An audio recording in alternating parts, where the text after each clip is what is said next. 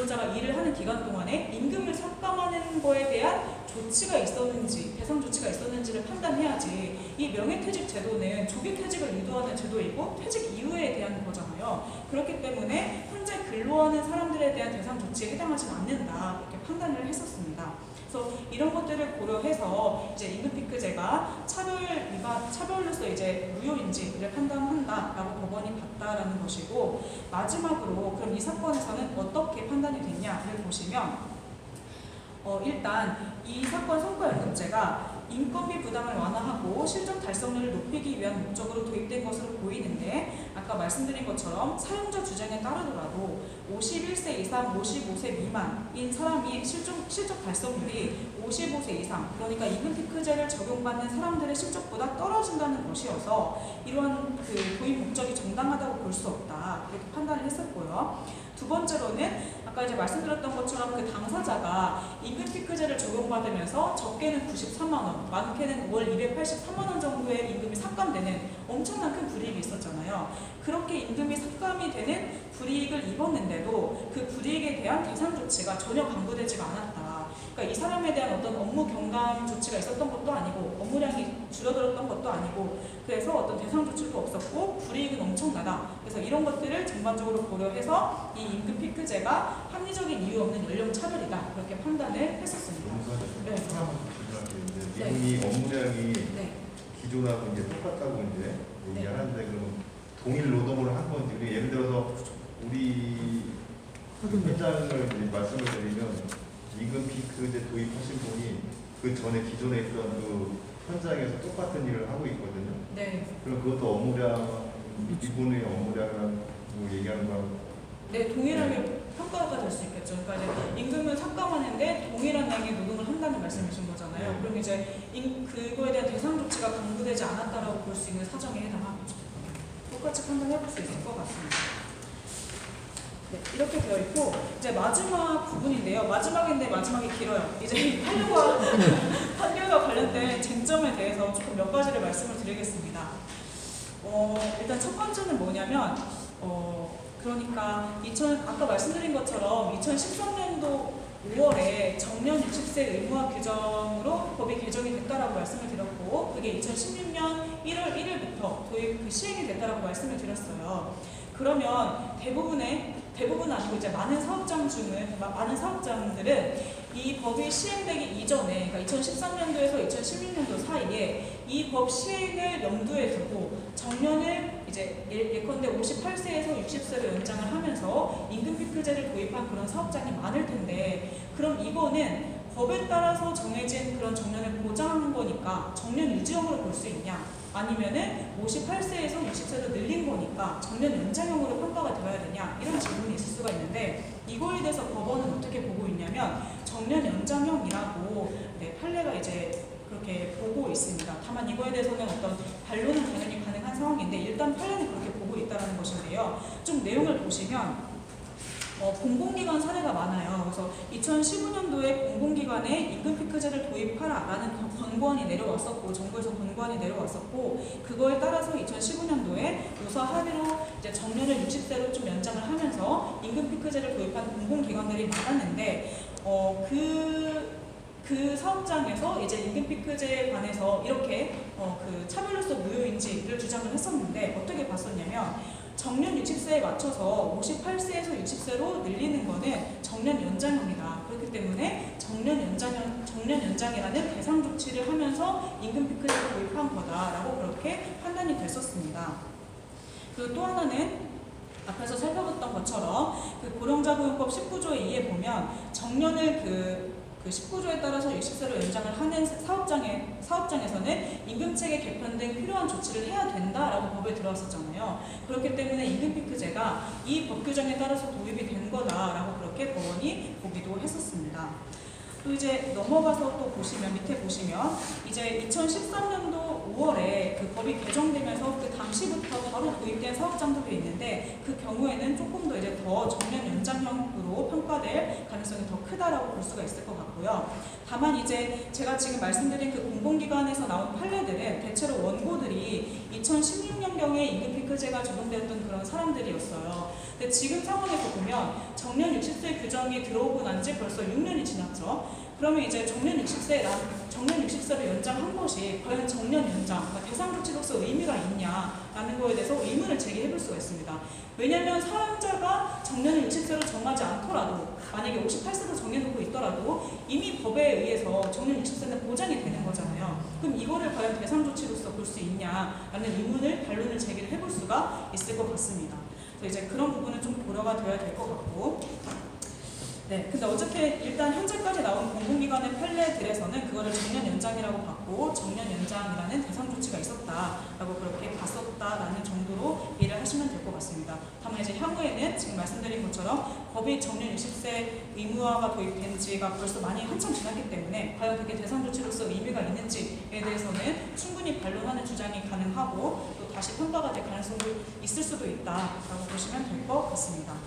그래서 넘어가서 보시면 한 가지 사례만 볼게요. 제가 사례를 좀 몇 가지 가져왔는데 하나 사례만 보면 국민건강보험공단 사례입니다.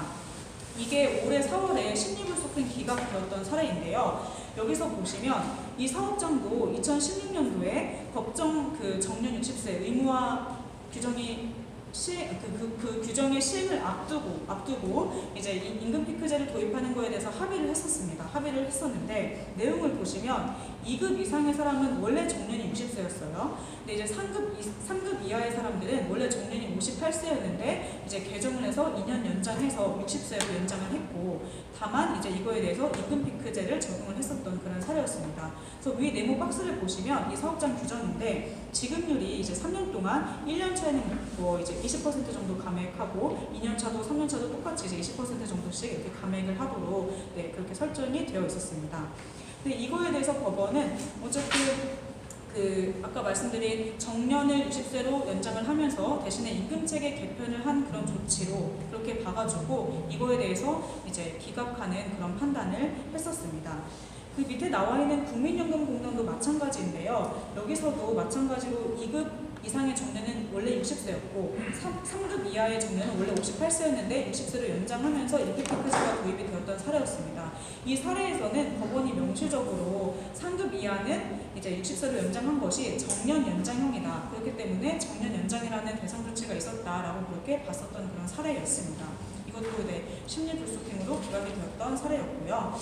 밑에는 그냥 넘어가시면 될 것 같습니다. 넘어가시면 될 것 같고, 네, 24페이지 그 위에 나와 있는 사례는 잠깐 보면 좋은데 이거는 정년을 연장하면서 임금피크제가 도입이 되었는데 무조건 그냥 심리불속행 기각으로 끝나지 않고 지금 대법원에서 심리가 진행 중에 있습니다.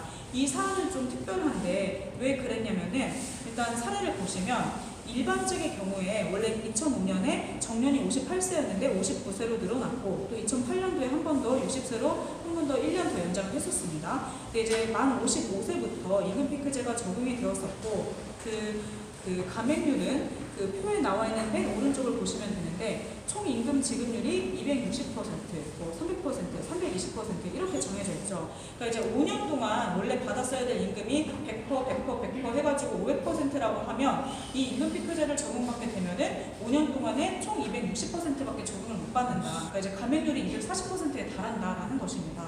뭐 그러한 어떤 큰 불이익이 있었다라는 그런 사정이 있었던 것이고, 근데 이 사업장에서 이게 과도했다라고 생각을 했었나 봐요. 과도했다라고 생각했는지 2015년도에 약간 이거를 5년 동안 적용하는 거에서 3년 동안 적용하는 거를 변경하고 삭감률도 약간 낮추는 그런 조치를 했었는데, 근데 문제는 뭐였냐면 1961년 이전 출생자에 대해서는 위에 나와 있는 표, 그러니까 원래 적용되는 그 규정에 따라서 적용을 하겠다라고 했었습니다. 그래서 원고들은 1961년 이전 출생자들이었는데, 그러니까 이 사안에서 보면은 사실은 정년은 58세에서 60세로 2년밖에 연장이 안 됐어요. 근데 감액률을 보면은 사실상 뭐 240%, 200% 뭐 이제 그런 정도로 크게 감액이 됐잖아요. 그러면 거의 2년 동안은 돈을 안 받고 일하게 되는 셈이라고 볼 수도 있는 거죠. 그러니까 이런 정도로 큰 불이익이 있었다는 겁니다. 그래서 이 사안은 이런 사정이 있었기 때문에 정년 연장형이었지만 대법원에서 그냥 심리불속행 기각을 안 하고 지금 심리를 진행하고 있다. 이렇게 보시면 될 것 같습니다. 네, 밑으로 넘어가서 다른 쟁점들도 조금씩 간략하게 살펴보겠습니다. 그러면 정년 유지형 임금 피크제는 모두 무효인가? 그러니까 이 대법원 판례는 오늘 살펴봤던 그 대법원 판례는 정년 유지형이었는데 그러면 정년 유지형은 모두 무효인가? 뭐 이제 원칙적으로는 사실은 특별한 사유가 없는 한 정년 유지형인 경우에는 정년을 연장하는 그러한 대상 조치가 없었기 때문에 차별로서 무효로 판단될 가능성이 크다라고 볼 수는 있을 것 같습니다.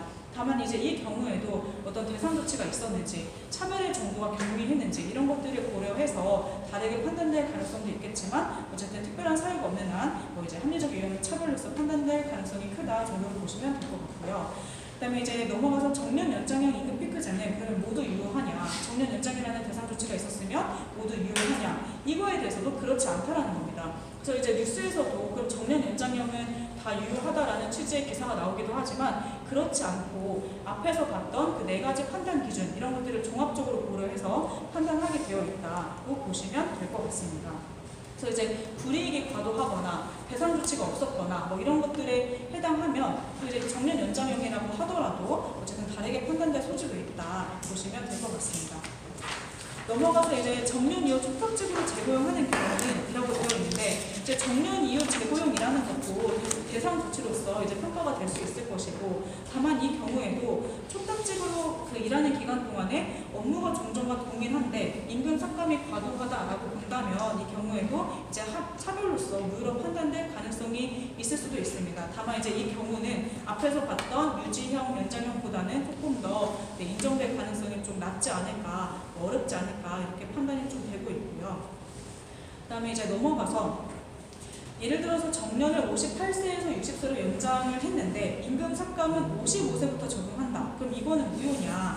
라는 부분이 있는데 사실 그 연장된 기간에 비례해서 그 기간 동안에만 반드시 그러니까 그 기간 동안에만 임금을 삭감해야만 유효하다라고 보지는 않습니다. 그러니까 연장하는 기간보다 조금 더 삭감되는 기간의 길이가 길어도 그 어쨌든 불이익의 정도, 대상 조치 유무 이런 것들을 고려해서 판단을 하기 때문에 반드시 비례해야 된다라는 것은 아닌데 어쨌든 그래서 전체적으로 불이익의 정도를 고려해서 유무효를 판단하게 되겠다고 보시면 될 것 같습니다.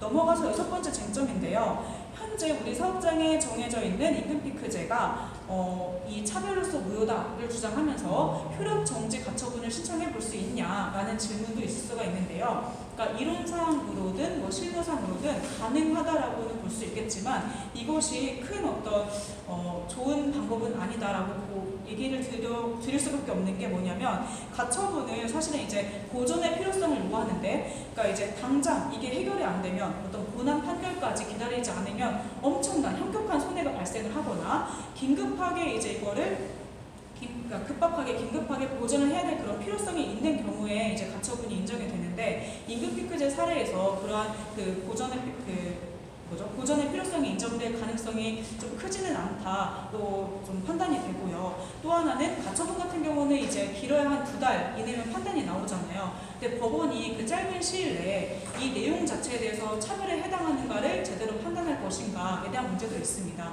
그래서 법원은 그럴 거면 그냥 차라리 본안 소송으로 가서 판결을 받아봐라 라고 하면서 가처분을 받아들여주지 않을 가능성이 있다는 것이고요. 다만 이제 뭐 추억규칙 불이익 변경 절차 위반이라든지 아니면은 노사 합의에 있어서 어떤 서명 날인을 하지 않은 그런 어떤 형식상 위반이라든지 좀 어떤 빠른 시일 내에 판단이 가능한 부분에 대해서는 가처분도 고려를 해볼 수가 있겠지만 임금 피크제 내용 자체를 차별로서 다투는 거는 가처분으로서는 좀 어려울 수도 있겠다. 그래서 이제 사업장에서 오히려 가처분을 제기했는데 기각이 되면 사업장에서 좀 불리하게 되는 거잖아요. 그렇기 때문에 이러한 방법은 좀 신중히 고려를 할 필요가 있겠다 정도도 말씀을 드릴 수 있을 것 같습니다.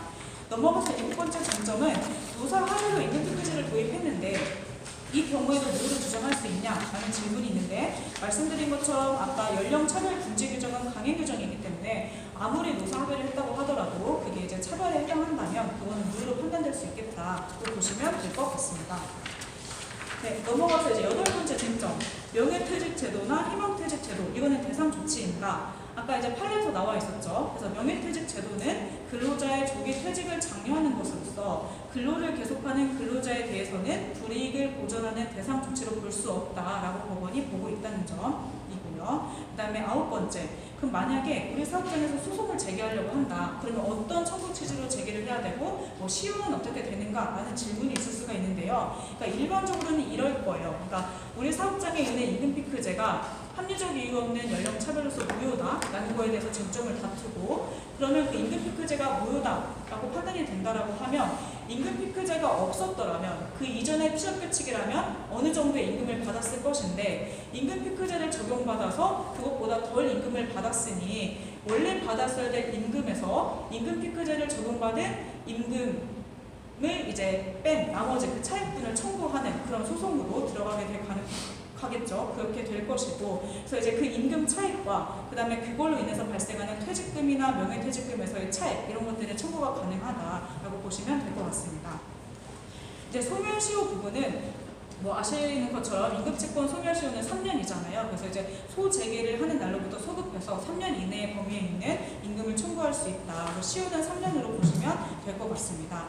다만 이제 이런 것들도 고민해 볼 수가 있는데, 이거를 임금 청구로 안 하고 불법행위 손해배상 청구로도 제기를 해보는 걸 고민해 볼 수도 있잖아요. 근데 이제 조합원님들한테 설명을 드릴 때는 그냥 임금채권 소멸시효 3년이다라고 말씀을 드리는 게, 그러니까 이제 불법행위 손해배상 청구는 사실 있은 날로부터 10년, 안 날로부터 3년 이렇게 소멸시효가 있어요. 그래서 다르게 소멸시효가 정해져 있는데, 불법행위 손해배상 청구는 고의 또는 과실이 입증이 되어야 인정이 되는 거잖아요. 근데 이제 그거에 대한 입증이 이제 쉽지 않은 측면이 하나가 있을 수가 있고, 또 이제 하나는 있은 날로부터 10년, 안 날로부터 3년 이내가 이제 소멸시효인데, 안 날로부터 3년이라는 게 걸릴 수도 있다는 거예요. 예컨대 우리 사업장에서 8년 전에 이거에 대해서 문제가 있다라고 문제 제기를 했다라고 하면 어쨌든 이게 불법행위다라는 거에 대해서 안 날로부터 3년이 이미 지난 거잖아요. 그러니까 그런 문제가 있을 수도 있고 고의과실에 입증하는 문제가 있을 수도 있기 때문에 이 불법행위 손해배상 청구로 해볼 수는 있겠으나 그것보다 좀 안전하게 그냥 소멸시효 3년으로 생각을 하시는 게 좋겠다고 말씀을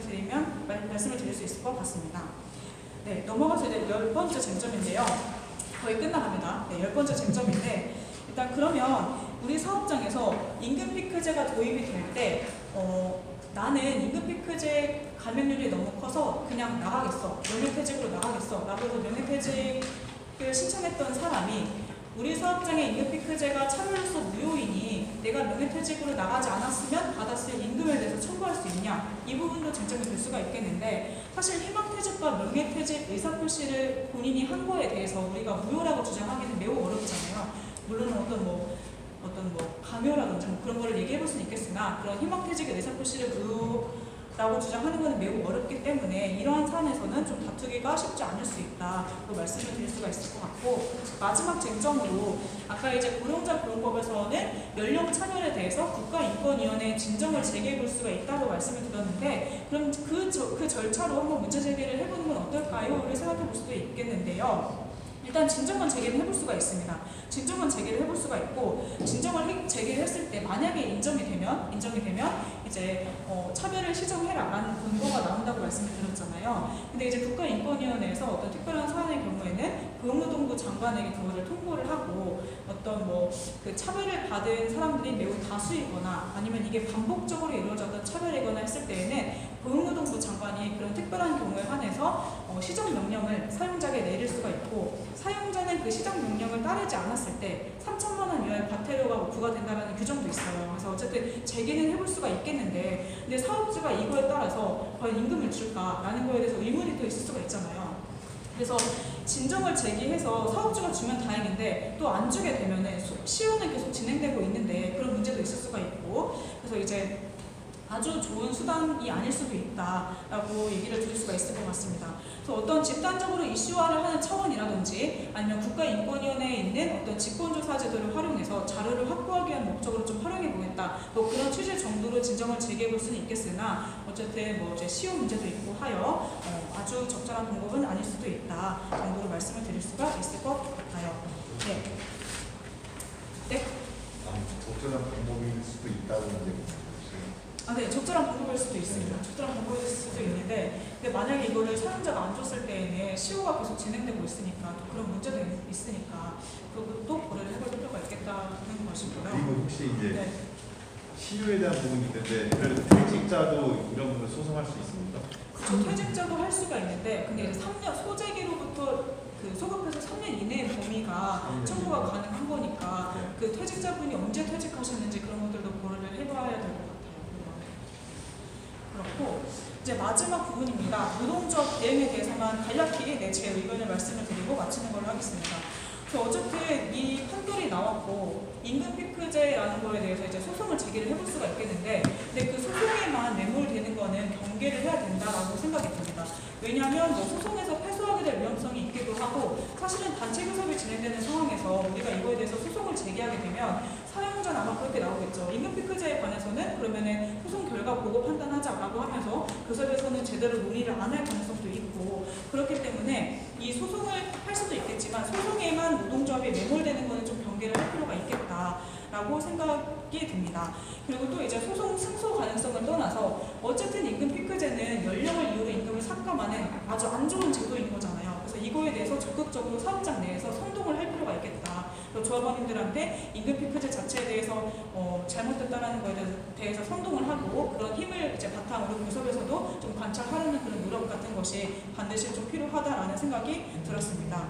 이제 또 하나는 뭐냐면, 이제 이 임금 피크제 판결이 사실은 어떻게 보면 근본적으로는 동일 가치 노동, 동일 임금이라는 원칙을 이제 바탕으로 나온 판결일 수도 있잖아요. 근데 이제 이게 자칫 잘못하면 성과 직무급제 도입의 논리로 악용될 가능성도 있다라고 생각이 듭니다.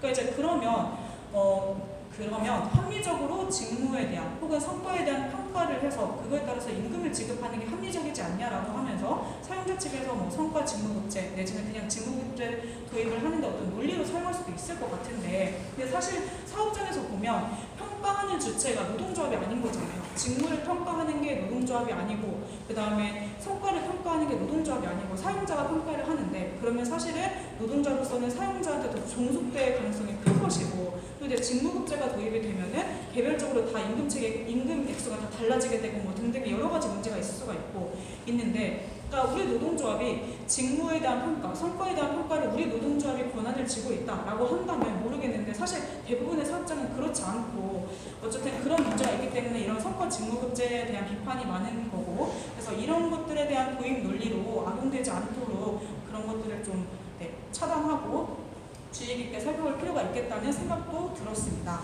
그다음에 이제 마지막으로 소송을 고민하신다면은 뭐 이제 법률원, 저는 이제 노무사니까 변호사님들이랑 상담을 해보실 수가 있고, 이제 그걸 위해서 사전에 임금 피크제가 도입되었을 때 당시에 사측이 설명했던 설명 자료라든지 당시에 단협 취업규칙 근로계약서, 그리고 현재 단협 취업규칙 근로계약서 이런 것들을 취합할 필요가 있겠다라는 것이고, 임금 피크제 대상자 현황도 파악을 해둘 필요가 있을 것이고, 그 규정이 어떻게 적용되고 있는지, 그로 인한 불이익의 크기는 어느 정도이고, 실질적으로 뭐 업무 경감 등 어떤 대상 조치가 실질적으로 제대로 작동을 하고 있는지 이런 것들도 좀 확인을 해놓을 필요가 있겠다 말씀드릴 수 있을 것 같습니다.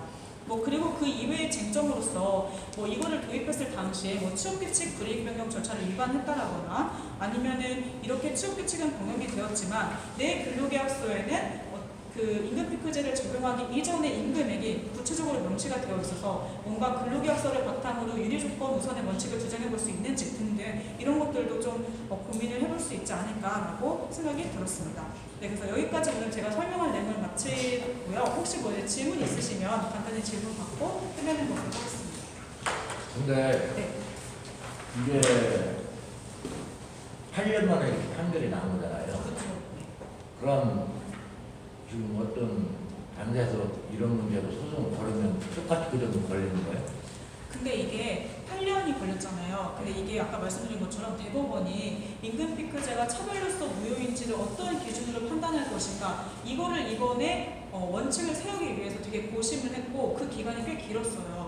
그러니까 이제 다음 사례는 8년보다는 적을 수도 있을 것 같아요. 근데 이제 그거는 사안별로 다르기 때문에 이제 일괄적으로 얘기는 드릴 수가 없고, 근데 소송을 가면은 기본적으로 기간이 오래 걸리는 건 걸리는 거지만 이번에 판례가 이제 늦게 그렇게 나온 데에는 그런 이유도 있었다라고 말씀드릴 수 있을 것 같습니다. 지금 기간은 길겠죠. 지금 이제 인피 대상자들이 지금 인피 자기가 다음에 오기 전에 희망퇴직을 하잖아요. 예. 이제 깎여서 얼굴이 나오니까 네. 몇 개월치를 받고 이제 나가잖아요. 네. 그럼 그 사람이 나갈 때는 하나의 위로금을 더 조금 받아갖고 나가는 거잖아요. 네. 그럼 그 사람들은 대상자가 안 되는 거죠.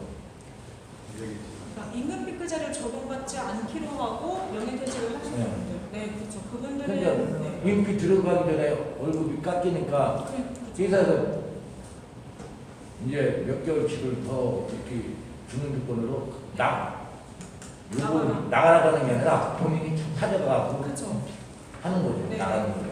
네, 그래서 아까 말씀드린 것처럼 임금 피크제 적용받기 싫어서 자기가 명예퇴직하겠다라고 의사표시를 하고 나가는 경우에는 본인이 이제 그런 의사표시를 한 거에 대해서 우리가 무효를 주장할 수 없고 그렇기 때문에 이 뭐 이제 그쵸, 임금 피크제 이 무효를 얘기하면서 더 임금을 달라고 청구하는 거는 좀 어려울 것 같습니다. 그런 상황. 청구는 안 되고 예, 또 하나 적용은 잔여배 임피 대상자는 해마다 임금 인상에 포함되지 않는다. 네. 그게 있고 호봉도 포함되지 분별된다. 않거든. 다 그냥 그것도 잘못된 거잖아요, 그죠? 여기 그러니까 대법원 판례대로 지금 이렇게 된다면. 그러니까 잘못됐다라기보다는 이제 말씀하신 것처럼 그런 사업장들이 있더라고요. 임금 피크제 적용받은 이후에는 임금 상승을 적용하지 않는다 이런 규정이 있는 것도 있는데 그러니까 그거는 불이익의 정도에 대해서 판단이 되겠죠. 그러니까 그것까지 고려해가지고 불이익의 정도가 크다라고 하는 데 있어서 판단이 될 수 있을 것 같습니다. 그러니까 이제 그게 있다고 해서 무조건 다 잘못돼서 무효다라고 보기는 어렵고, 그러니까 아까 말씀드린 네 가지 정도를, 그러니까 네 가지 규정 등등 여러 가지를 고려하는데 그 중에서 이제 불이익의 정도로 판단한다고 말씀을 드렸잖아요. 그거에 있어서 어쨌든 임금을 동결시키는 거, 임금 상승을 적용하지 않는 거 이런 것도 이제 불이익으로서 판단이 될 수가 있을 것 같습니다. 네슬레는 지금 말씀하신 그거보다 감액률이 너무 큰 게 그게 문제 아니에요? 그러니까 그걸 물어보셔요. 감액률이 어느 정도인데요? 저희 이제 롯데레스를 합작하면서 저희들이 잔여배 59세, 60세까지니까 59세, 60세까지 50% 임금 상승이 돼 있었어요. 55세? 50%. 아니 100%에서 50. 58세에서 59세 50, 59세에서 60세까지 50. 58세, 55세에서 58세까지가 50. 아니, 아니, 58에서 59가 네. 50%. 50. 그리고 그 다음에 한 1년 더 그게 50%. 그러니까 마지막에 25% 되는 거예요. 이거는 근데 이제 지금 우리가 너무 바뀐 게 아니야 지금 잘못 말씀하셨는데 네. 지금 현재는 뭐냐면 지금 현재 45, 45예요. 아빠, 45. 그건 그러니까 2년간 90%. 45년은 감액률이 많대요. 2년 전에 저기 단협에서 5%를 가져왔어요. 인기를. 그래서 지금은 이제 감액이 45예요. 45. 네. 45, 45. 45, 45. 근데 이건 네, 과도하다고 볼 소지가 근데 있을 것 같아요. 왜냐면 중요한 우리나라 기업 중에 네. 인피 50% 감액 갖고 가는 기업이 없잖아요. 있어요? 아까 제가 사례로 보여드렸던 거기는 제가 또 과도한 데가 있긴 있었는데 그쵸 막 그렇게까지 과도한 데는 많진 않겠죠. 저도 잘 모르겠어요.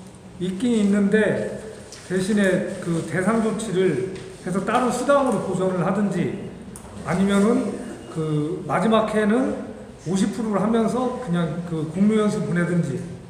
맞아. 그러니까 결국에는 그러니까 불이익은 지금 그러니까 과도하다고 볼 수 있을 것 같거든요. 45%는 과도한데 그거에 대해서 그럼 대상 조치가 있었나를 이제 같이 고려를 하게 되니까. 전기 안정사 이런 데는 뭐 75%, 25% 감액하면서 1년은 쉬는 조건 안 나오고 70% 받고 나오는 거예요. 네슬레는 제가 볼 때 소송을 하셔야 그런 돼요. 적이거든요. 1년 쉬는 조건으로 뭐 70%면 70%만 받고 나오는 거. 근데 저희 롯데네슬레는 그게 아니라 네. 그런 조건 하나도 없이 그냥 동일하게 정년까지.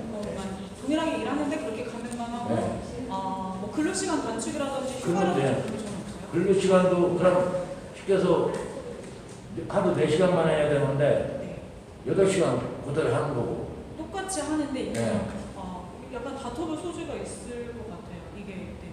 너무 과도한 것 그렇다고 같아요. 뭐 임금 인상에서 쭉 같이 올라가는 것도 아니고 그 임금 인상은 대상자로 좀 빼놨고. 네. 네. 그좀 다퉈볼 소지도 있을 것 같아요. 굉장히 많아요. 네. 아까 전에 그 네 가지가 그 다 포함이 포함이 되냐고 했는데 우리가 네 가지 다 포함되는 것 같아요. 지금. 네 가지가 다 포함되느냐? 호흡은 뭐 문제하고 그 정년이 연장되면서 이게 도입이 되나요? 어떻게 되는 거죠? 아, 우리는 이제 정년 연장. 정년 연장형이긴 한데 원래 네. 58세였었는데 네. 60도 되면서 전 집행부에서 개같이 단협을 막으신 거예요. 근데 사실 58세로 59세로 1년 연장을 했는데 지금 감액되는 게 그럼 90%잖아요. 2년 하면 90%. 그럼 1년 동안에 10%만 받고 일을 하는 셈이잖아요. 어떻게 보면. 그게 진짜 과도하다고 볼 수 있을 것 마지막에. 같은데. 좀 그거는 고민해 보실 수도 있을 것 같아요. 여기 사업자는 소송도 고민해 보실 수도 있을 것 같아요. 다음에 한번 좀 연락을 좀 드려갖고. 네. 네슬레는 100% 해야 돼요. 아 혹시 더 그 질문 있으신 분 있으신가요? 질문 네. 있습니다. 그 비슷한 질문인데요. 이 과도한 불이익이라는 그 절대 기준은 아닌 거잖아요. 예. 그럼 소송으로 갔을 때의 기준은 그때 그 상황을 가서 사회적인 통념이나 다른 사업장이나 이런 평균치를 데이터를 내야지만 그 기준이 나오는 거죠. 현재 어떤 게 과도하다라고 이렇게 절대 기준을 세울 수는 없는 거죠. 네, 말씀하신 게 맞아요. 그러니까 네. 절대 기준을 세울 수 없고 어쨌든 그러니까 불이익의 정도가 어느 정도인지 그거에 대한 대상 조치가 있는지도 같이 고려가 될 것이고 말씀하신 것처럼 동종업계 뭐 그런 임금 피크제라든지 뭐 그런 것도 고려가 될 수도 있을 거고 그래서 딱 이렇게 정해진 절대적인 수준은 없고요. 그 아까 제가 공공기관에서 이제 심리불속행 기간으로 됐던 그런 사례 몇 가지 말씀드렸잖아요. 네네. 여기에서는 그러니까 2, 3년간 총 이제 뭐 35%에서 58.5%그 정도 사이에 해당하는 게 이제 삭감이 됐던 그런 사례였는데, 그러니까 이게 2, 3년간 총 해서 그렇다라는 거면은, 네, 한 뭐. 근데 이건 또 이제 일괄적으로 판단할 수 없으니까 그냥 이제 말씀하신 게 맞을 것 같습니다. 네. 절대적인 기준 없고 대상 조치랑 여러 가지 고려해야 된다. 제가 볼 때 절대적인 기준으로 네. 만들 수 있는 부분이 뭐냐면은 네. 임금 피크 이전에 내가 뭐 20몇 년간 그 부서에 계속 있단 말이에요. 그래서 거기서 그 일을 그 부서에서만 계속 동일한 노동을 계속 해온 상황에서 임금 피크를 도입해서 똑같은 일을 같이 하고 있단 말이에요. 네. 그리고 우리 같은 경우 호봉제를 하고 있고, 그리고 그 사람이 뭐 예를 들어서 뭐 임금 피크 이후에 다른 업무를 맡는 게 별도로 뭐 쉬운 일이라거나 다른 업무를 맡는 게 없을 경우에는 절대적이지 않나라는 생각이 들거든요. 그러니까 이제 물어보신 거는 네. 임금 피크제 감액률이 몇 % 이상이면은 과도하다라고 평가되는지 네, 기준이 있는지 일반적인 여쭤보신 기준을 건데. 말씀하시는 네. 근데 그렇게는 보기는 어렵다라는 거고. 네. 네. 근데 이제 말씀하신 것처럼 그냥 똑같이 노동을 하는데 일을 하는데 임금만 그렇게 삭감되고 아무런 어떤 대상 조치도 없고 그분이 어떤 업무를 수행하시는지는 모르겠는데 뭔가 연령이 늘어나면서 수행할 수 없는 업무가 있다라든지 뭐 이제 실적이 막 급격하게 낮아질 만한 요소가 있다라든지 그런 것도 아닐 그렇죠. 거잖아요. 네. 네. 그러면 이제 여기는 이제 또 이제 과도하다고 볼 수 있겠죠. 그런 거.